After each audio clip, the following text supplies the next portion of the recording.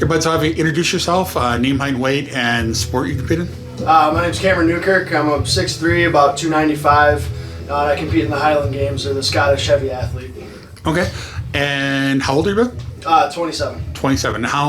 What's the last show you did for that? The last show I did was Kalamazoo in October, I think. Okay, how'd you do there, bud? I took second. Second? Yeah, Okay. second in the open class. And right now you're getting ready for the... I'm getting ready for the Arnold Classic in Ohio. Okay, and you'll be competing in Highland Yes. Games. Okay. Go ahead and take us through the workout you did today, bud, the movements and stuff, why you do them, what you like about them. Yep. So I started with heavy overhead shoulder press, just standing. Most of the time my workouts kind of revolve over a good compound lift to start. And then I like to mix in a lot of similar bodybuilding movements just for more fun for me anyway. But those compound movements, getting them out of the way first and going as heavy as possible just to build power and strength. Okay. So, but then I followed it up with some accessory work on lateral raises and front raises with dumbbells. Started to mix in some yoke walks for stability and mixed in good mornings as well. That helps with some explosiveness and some of the events with the Highland Games too. Okay. What's your ultimate goal for the Highland Games, bud? Just to be as good as I can be, honestly. Keep improving. My one goal every year is to try and hit a personal best in at least one event every competition. It's really just the trajectory up is all I'm kind of looking for. Awesome, man. How did you end up finding Coop's Gym here? I found Coops online. I've had a couple friends that have gone here too, but seeing him on social media a lot. And then I came to a night lift a couple years ago with Eric, and I knew the gym was cool, but at the time it was a little out of my way, and with work changing, I was able to make it work in my schedule. So definitely the best gym to be at for sure. So what's your food prep like, bud? For is it like do you have to, is there a weight class for you guys at all or no? Nope, it's an open. It's all weights. The only weight class we do have is men's lightweight, which is under 200 pounds. But I wrote that off quite a long time ago. Yeah. Okay. Good deal, but you don't have to do do you do any cardio or anything like that at all? Or? I lift weights faster. Lift weights faster. Okay, I got you, man. I got He's got a baby, if you don't know, so he does cardio. Yeah. Good deal. Yeah, keep track of the kid. Yeah, if you have a kid, that is. My name is Russell Yankee. I'm 5'6", roughly. I don't know. I'm shrinking by the day. I compete at 100 kilograms, which is 220.8 in freedom units. I walk around probably roughly at 224 to 229, so not much for cut-in. I compete for multiple federations. I don't really care. I've competed in sleeves, and at the Arnold, I plan on competing in wraps for the first time. Awesome. What's it like? Is it different training with wraps as opposed to? Absolutely. You have to build up different muscle stance changes, the way you stack changes, a little bit of position, even with your chest and shoulders. I actually found a little more comfort sinking the bar more on the low bar a little further back, which is more taxing on the wrist, but much less taxing on my back. Okay. Now, are all the events for powerlifting at the Arnold, is it all like with shirts or without shirts or how? So there will be Raw, Classic Raw, and Equip divisions at the Arnold. It's the WPO. So this is actually my second world event in a row. I competed at IPL Worlds. That was a different world organization, and this WPO, this is their world event at the Arnold Schwarzenegger Festival. So. Okay, very cool. But so go ahead and talk a little bit about your workout today, bud.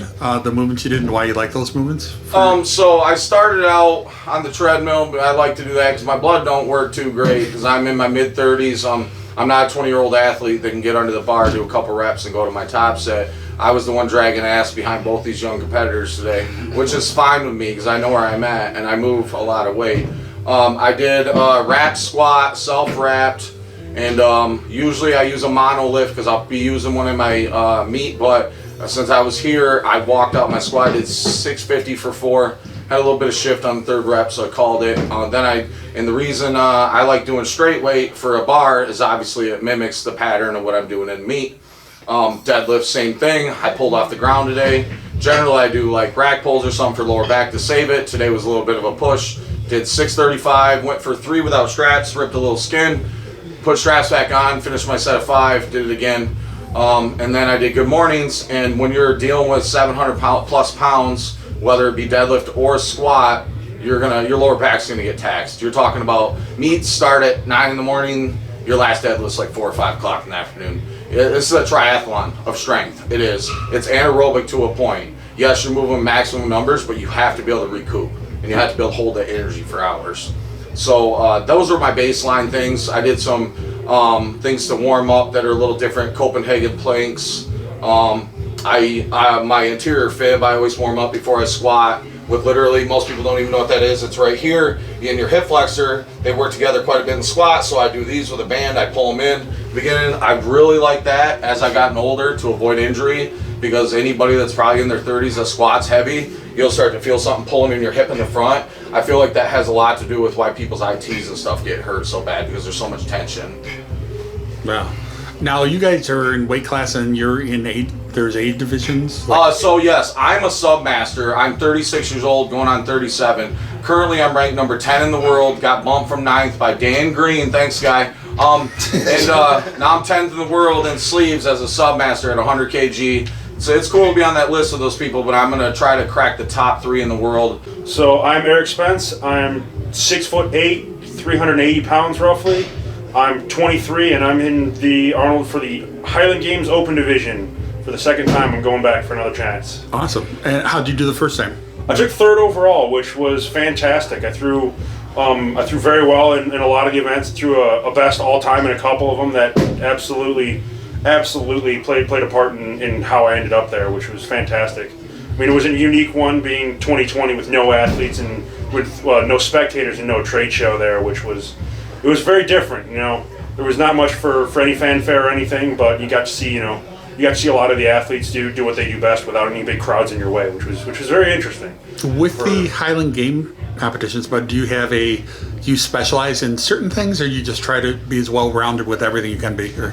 For the Highland Games, you have to be well-rounded, because if you enter in a contest, you are required to throw all the events. I got you. In a full day, there is 9 events, so it's essentially a decathlon like track and field, with just a mass number of events, and it's all throwing. So if we pick up an implement, we throw it. There's 9 different throws, and whoever scores the lowest over here in our rankings, first place is 1 point and so on, second is 2 points. Whoever scores the lowest at the end of the day wins. The Arnold Classic, being indoors, is a little bit limited. They only throw 5 events because they don't have space to throw things like the hammers, where people can throw them north of 100 foot and farther, and lightweight, which people can throw 70 plus foot. There's just not that kind of space in an indoor venue.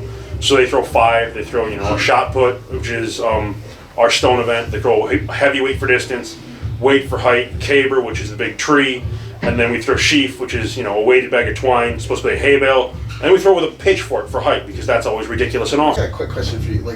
How did you start? I never knew how you started. For the Highland Games? This kind of stuff. Yeah, so we have the Highland Festival in Alma, and my wife and I both help run the festival, so we were on the committee to put the festival together, and one of the guys that runs the athletics also throws in Alma, and basically he just invited me to give it a try, almost like Eric's situation where he ran into somebody who just handed him a big rock and said, "Here, throw it as far as you can." And it was mainly just because of size, like just being a big person. He's like, "Oh, let's see if you can throw something really far." And turns out I wasn't too terrible at it, and then put a lot of work into it. But it was more or less just like an invite type thing. What are you trying to do? What are you trying to accomplish overall with this? Like, you have an overall goal, or are you just doing it for fun and you're just taking it where it leads you? Or? Yeah. I'm more just taking it where it leads me. Honestly, I'm like being pro would be pretty cool, but it also limits you in the amount of games that you can do, because you have to do a lot more traveling. There's not as many pro competitions as there are amateurs, obviously. So I haven't really decided, honestly, where my end goal is. It's just to keep improving, essentially. What about you, Russell? I know you were a bodybuilder in the beginning. I remember. I started out as a bodybuilder. My uncle had got out of prison when I was 16. Told me I was built like a cheerleader. He benched 500 pounds coming out of prison. He's one of 4 people, including me now, that can bench 500 pounds in my family. It's like a genetic thing. Anyways, he got me lifting in the summer. By the time I came back to school, I blew up. I about doubled in size. I still got the stretch marks. I was into bodybuilding because, to me, I grew up in the 90s. Arnold Schwarzenegger was I'll be back. Everybody remembered it. It was our idol. Bodybuilding was the best thing ever. It was just coming out. In my eyes, that's what was so new to me. I seen Pumping Iron, changed my life, I thought, And then I found out I was pretty damn strong. high school, by the time senior year, I was benching 300 some pounds, 335 at 160 pounds. Double my body weight. Grown men weren't doing that, I guess. I didn't know. So I met Jerry, who ran this gym down here years ago, and I started riding my bike from Freeland to Saginaw to work out in the Green Acres Plaza. Believe me, leg day was bad. I puked on my bike. Superior, right? Yeah, that was Superior Gym. With Adam. Yeah. So I rode my bike there from Freeland. I lived over by the apple orchard in Freeland, a little further. A long haul, man. Yeah, yup. And he would drive me home if I stayed till the gym closed. So yeah, I got sick a couple times when I rode home, so I'd stay. So I spent 5-6 hours in the gym. I just was always obsessed with being bigger and better. I was the runt in my family. My cousins are all 6 foot plus. They're 300 pounds. He's a pretty regular sized person in my family. You're a little taller, but my grandpa was your height. Like, that's what I'm saying. I'm so tiny. I just wanted to be strong. It's probably like a little man complex for a while, but now it's gotten to the point where I just found out I was better than a lot of people at what I did, and I want to see what I could do with it. And I'm not scared of weight. I think this game is more mental than physical for some people. Obviously, your joints can rip off the bone. Every time I get underweight, I'm potentially putting myself in the hospital. But I want to be the best in the world, and if I fall apart on the way to get there, that's what happens. If it don't, I don't know. I mean, you only get to be a lion so long in your life. It's not a long life. But I want to be one while I'm here. And I want that '1 spot for Submasters, and I want to crack the top 10 in the world before I die. So yeah, so I watched you since you've been here, and obviously when you started, you were powerlifting. You were doing more the top 3 all the time, but you were also doing some more stuff here and there. You weren't. But what changed you as far as, and if you want to talk the gym even, or if you want to talk what happened in your what happened in my life? Well, because what I noticed is you've taken up a sport that's difficult to take up, but yet they have to be committed to completely in powerlifting. But you've completely, you're regimented now, and I've seen that. Like you have to be to do good at it. So you went from where you weren't to where you are. What made that change? That transition. What switched you? Yes. Okay, so my son, the same one I was talking to out there. See me scream to my kid. My kid's mom got hooked on drugs. I became a single parent. I was in and out of court for a while. A lot of CPS stuff. Started getting to alcohol pretty heavy. I was drinking really heavy every weekend. Probably half gallon to a gallon of vodka a weekend. That doesn't include any shots people would buy me while I was out. I was coming in every Monday hungover, that's for sure. Even when the gym was open here? Yeah. Oh yeah. And so it was a slow transition. So me and Rachel got together, and I just had a bad life, just in general. Home was never good. I didn't know any stability. I ate out to eat all the time. I wasn't very strict in my schedule. And then she came and we started making a family. I had schedule. Kids need to go to school. They got to go to bed at a certain time. We got to eat dinner. We're eating at home all the time because it doesn't make sense to go out with a bunch of kids. So my kids and my relationship is what saved me and put me into a position to be able to be an athlete. And it changed my attitude too, because I don't like my kids seeing me act a way I don't want him to act. So my personality had to change. Cool. Awesome. And now I'm ranked in the fucking world, and I want to be better. I about doubled half my lives.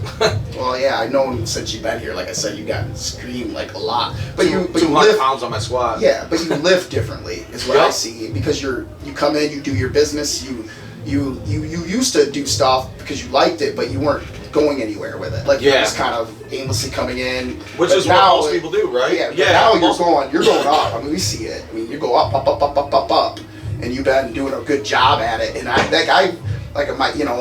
like Michelle and I talk about it sometimes about you and like how you've changed and how part of it is like owning a gym and myself, like what do we do for you guys? Like obviously, like, you know, we offer, it's one of the biggest reasons why I did it, was to offer a place that for everybody. Like you got a power lifter in here, you got 2 Highland Games guys, I got bodybuilders in here. There's not a lot of gyms that have that.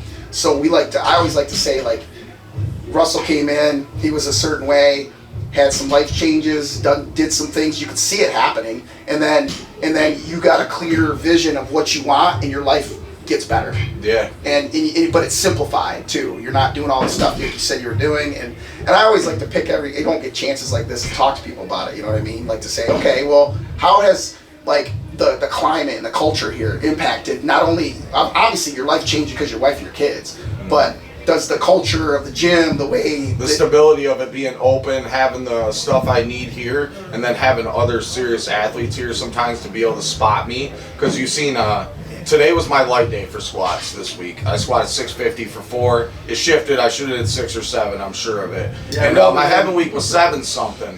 So that's when I really need like 3 spotters. But like it's so dangerous what I'm doing at my body weight. You think everything I did today was almost triple my body weight, at least double. Even my good mornings with no belt were double my body weight. So I'm always chancing such injury. I need other people around me that are strong enough to spot me. I really can't go up to everybody in here and ask, but there's always somebody. There's always someday I can go up and ask. And another thing is fearing those kind of weights. These people are used to starting to see these kind of weights. When you see 500 pounds on the bench, and people get scared. They don't realize they're picking up 40. They think they're picking up 500. You sit on the bar, it's the first thing they think. So serious athletes see that and they're like, oh, I only got to pull 40 pounds of pressure to get this off you. Things like that matter. People not being scared of the weight. Things like that. That's the only way I can ask somebody. Because if somebody's scared, they're going to get me hurt. And so on serious environments, like I've never actually been over here to Roy's gym. And I'm not dogging it, but I just don't believe there's going to be anybody in there that's serious. I don't believe his bars are up to what I could do. I'm sure I'll bend them. The mono lift that he has there is not a safe kind to use. I wouldn't use it with the kind of weights I'm moving. I'd rather walk it out.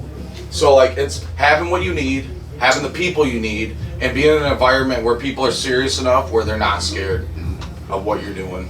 I think being around the people that are serious enough too is almost like a motivator, because you look in your review and you see all those people that are chasing you. Oh yeah. So it keeps you going. It keeps you coming back in here, because everybody else in here, at least 90% of them, are in here to kick some ass, and you don't want to get caught. So if you come in here and you dog it one day, they all just gain 10% on you, kind of thing. It's that internal competitiveness. It's nothing against anybody else in the gym, but just using those people in here that help you push yourself to new limits. Yeah, it ain't personal. Yeah, Everybody's yeah. trying to beat everybody. I like Eric, but if he's stronger than me on something that I do, I'm gonna try to beat him. I don't care if I'm 400 Right. pounds. I don't care, and I love this kid. This is my favorite kid in here. I don't lie, but I still try to beat you on anything I can. I don't care. So it's all about competitiveness too. We should all want to eat each other alive at the end of the day, because this ain't no game. We are competitors. I'm a pro athlete. I have to represent myself like one.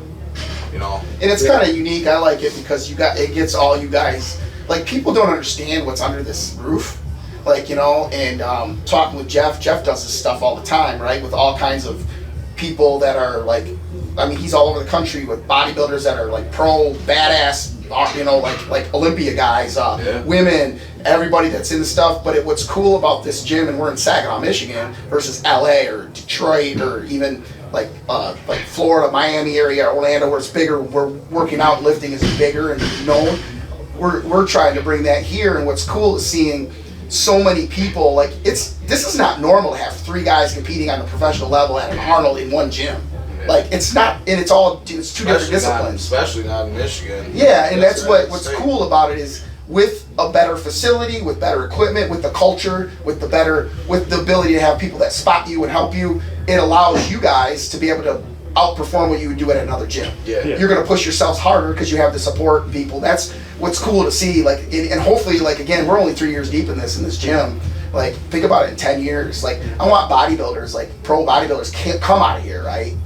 Like, guys getting world records and like, that's what it's all about, really. It's not just about being like a Planet Fitness and offering somewhere to, like, that is part of it because you want those people, but also the next level for you guys like you to excel. Like, there's never been a place around here, in my opinion, that offers that. And Not in the last 20 years. I've been lifting for 20 years. The closest thing to it for strength sports was Old Town in Saginaw, which was cops and robbers. Yeah, Cops and robbers. and I appreciate you guys like respecting this place for what it is, but you guys make this place. Like, honestly, we do this stuff, we get it out there and let people know what athletes you guys are. People need to know this stuff. They're just not. In my opinion, bodybuilding, weightlifting, over anything that's throwing things around, anything is underserved for what it is, because it's a complete single sport that these people have very good minds. They think well, and they people would be better off to know these people, but the sport isn't out there enough.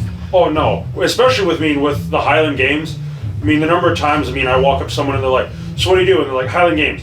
Oh, so you do the Atlas stones and stuff? That's strongman. That is a completely different ballgame, and most people, especially with the Highland Games, and you say that what you do, and they're like, "What is that?" And they've never even heard of what we do at all. I mean, they've heard of weightlifting and they've heard a lot of stuff. But when it comes to the Highland Games, it's such a small community as far as in all of North America, there's under 1,000 athletes as far as 2021 went. It's not a huge sport, but it's definitely got some crazy characters that can do some insane things. You guys are in the Olympics, right? No, No? Highland Games is not. Oh, I swear. Remember, that's like the first time I thought I remember seeing him. I must have saw him in something else. No. Okay. I went to Elma College. That's how I knew. Yeah, because right. of the festival. That's how I found. I never knew it even existed prior to going to college. Yeah. And I went, '95. I went to Elma College, and I worked the festival a couple of years, Yep. just because I was at campus and I made some extra money. And that's when I found out about it. But then I disconnect. After that, you don't hear about it anymore. You leave, and then you lift and go to gyms. You don't hear nothing. Don't hear, and then. But that's why I know something special is happening here, because it's like you guys, like there's all kinds of cool things happening, like people in professions that are actually selling now, and you guys are able to do better. And then like if I didn't exist and this gym wasn't here, you guys would still be excelling. I know the way you guys all are. You guys are good dudes, and you guys would do Find a things. way. But would you be at the level you're at now? That's what you ask. I honestly, I've said this before, so there's been 3 people in my lifetime that have rubbed off on me individually for each lift, and I just mentioned the one that got me better here. I didn't run into Jordan Bywater in person until I came to this gym in 2019, and I didn't squat anything at the time because I didn't care about squats. I didn't run into any good squatters. Jim Compey was the best squatter, and he's not a good squatter. He barely hits depth. No offense. Jordan was squatting 6 something. Natural, 6'1", and it was fucking pretty. Like Jordan's got a beautiful squat. He's a technician when it comes down to it. And he made me want to push my squat. So I was a push puller. So I used to do bench and deadlift only stuff, which I took some records when I was a kid doing that. But when I switched to this gym, yeah, I'm only a full power lifter now because of this gym, because I got to meet Jordan Bywater here. It's true. It's him, and then Compty pushed me on the deadlift a long time ago, and a guy named Mike Martin used to push me on the bench. Yeah, I know Mike. Yeah, he's alright. He ain't strong no more. Yeah. But he's a good guy. Yeah. Good kid. Very built like similar to him, but more muscular. And he was a national level bodybuilder. And what's Actually. Jordan weigh now? I haven't seen him in a while. Jordan Bywater? I think he posted he was about 242 or I would say he's 240s. Yeah, he's a little bigger than me, I know that, but he's 6'1". Yeah, Yeah, he's- taller. Yeah, he's a great squatter still. He got hurt and he still looked good. So yeah, this gym did push me to that point for that. I would have never been a squatter. Honestly, this is one of the most serious gyms for squat that I've ever been to. Yeah. Even powerlifting gyms. Everybody here squats. I mean, half of them squat really high, but they squat. This is the most squats I've ever seen in a gym, for sure. You come here and you want to squat, you gotta fight for that squat bar. Which is crazy because there's I think I counted them in this gym. There's like 15 stations to squat. Oh yeah. Oh yeah. You got Yeah, 15 they fill squat up. stations. They fill up. Oh, and, yeah. and that's how you know there's a lot of people in here taking it serious. Yeah. And I think it's somewhat of people like us. We rub off on the environment quite a bit. And like the kids, because I get a lot of kids messaging me and stuff from Coops. I don't even know who they are, saying, "Oh, that's crazy" and all that. So yeah, they want to squat. They want to do this stuff. They see it, and they want to do it. That's cool. But I've never seen a gym have this many squatters. I think a lot of that has to do with social media and marketing because Oh, yeah. I put it out there all the time. Everybody, I put out the stories all the time, and Yeah. that when you got people seeing other people doing things in the gym that they work out in, they'll do it. Yeah, it's well, like that's what it's you like it's like anything else, Yeah. man. It's like it's really cool though. I'm just more happy about this place being like getting guys like you guys, like for real, like, and then staying and then saying, hey, I like this place. Like this place is badass. Like that's cool because if guys that are at the top of the profession or whatever you guys are doing love it, then everybody else is gonna, right? Underneath. I want to say something too as an athlete that people forget. When you start pushing it to this level, these guys know it too. Nothing really feels good the last couple weeks. You might feel strong on a lift, but you always feel like crap, don't you? Oh yeah. Yeah, There's so- always something that's we're- tweaked or hurt. So and you're after like, all this okay. glorifying aspect, I want to put something in here. I'm 36 years old. My knees hurt. My back hurts. My elbows hurt. My neck hurts. Everything hurts. So yeah, you want to get to this level, but I am going to warn you, you're going to give up something. You're not going to have your Sunday, Saturday drink You're not gonna go have your fucking pizza. You're not going to McDonald's. You're not gonna drink soda all day or a bunch of energy drinks. You're not gonna binge. You're not gonna go out and get super high all night and have a bunch of fun and party and come home. If you do that, you will be a nobody. You want this? Give up everything and embrace pain. Embrace the suck. Right? Absolutely. There's definitely an aspect to that. I mean, Yeah, that's some old man wisdom for you guys. You guys will be feeling more as you go. Oh yeah. Well, even I still got some time. Thank goodness. I got a few years. even just starting a family last year, like I've given up time at home. I come from work straight to here, and I'm here till 5:30, 6 o'clock at night.